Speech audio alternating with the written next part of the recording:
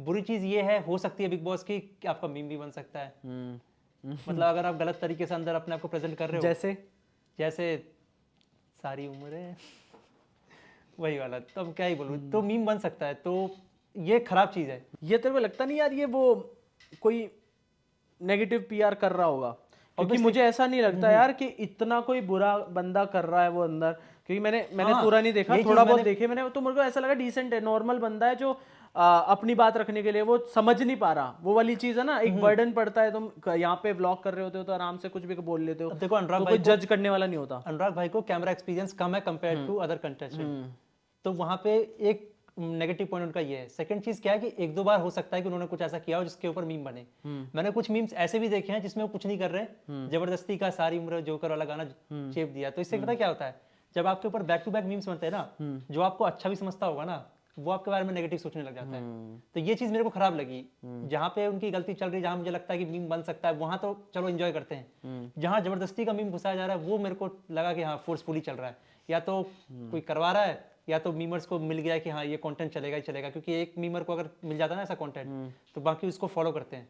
इस पे जब ओटीटी से एल्विश आया था तब उसके ऊपर भी एक के बाद एक मीम बनने लगे थे, थोड़ा उसमें भी मेरे को ऐसा लगा, उसमें भी बोला भाई नेगेटिव पीआर हो रही है, ऐसा क्या ये बहुत हद तक क्या सच देखो था नेगेटिव या? पीआर तो मेरे को नहीं लगता, लेकिन मुझे लगता है ये जो शुरू हुआ ये उससे शुरू हुआ। एलविश भाई के आगे कोई बोल सकता है क्या?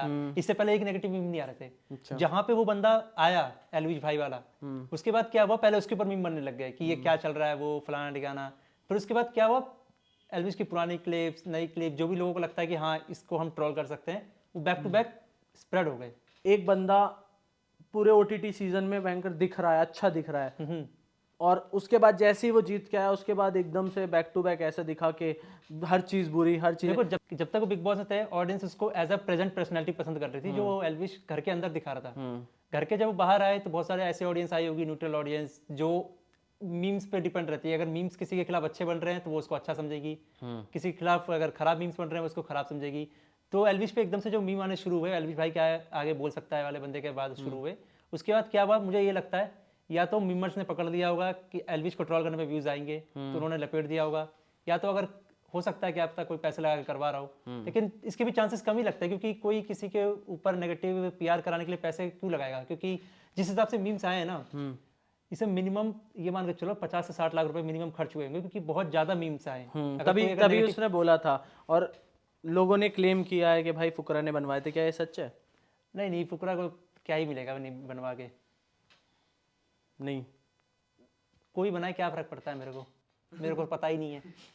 मैं मतलब वैसे पूछ रहा हूँ क्योंकि मुझे सुनने में आई थी, क्योंकि मैं यहाँ की कहानी हाँ, मेरे को पता है, मेरे को भी लगा। यहाँ की कहानी मुझे पता है, फुकरा वाली साइड की कहानी तेरे को पता है, इसलिए मैं तेरे से पूछ रहा हूँ। बिग बॉस से आने के बाद मैं फुकरा से मुश्किल से 2 बार मिला हूँ, शायद एक या दो ही बार मिला हूँ मैं। अच्छा। तो अब बिग बॉस आने के बाद 2 ही बार मिला हूँ, अब क्या चल रहा है क्या नहीं चल रहा मेरे को टू बी ऑनेस्ट बिल्कुल आइडिया नहीं है। अच्छा। एलविश से मैं जिंदगी में सिर्फ 2 बार मिला हूँ, तो उनके साइड का भी मेरे को बिल्कुल आइडिया नहीं है। हाँ। तो ये जो भी चल रहा है इनकी आपस की लड़ाई है, यही जाने।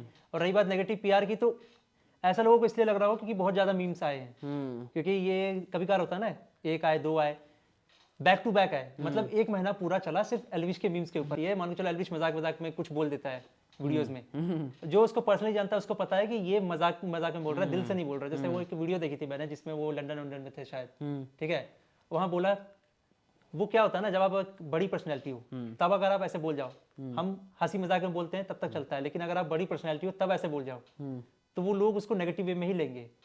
तो कुछ कुछ चीजें एलविश की तरफ से भी हुई हो कि उसने मजाक मजाक में कुछ बोला हो, लेकिन वो गलत इंपैक्ट दे गया ऑडियंस को।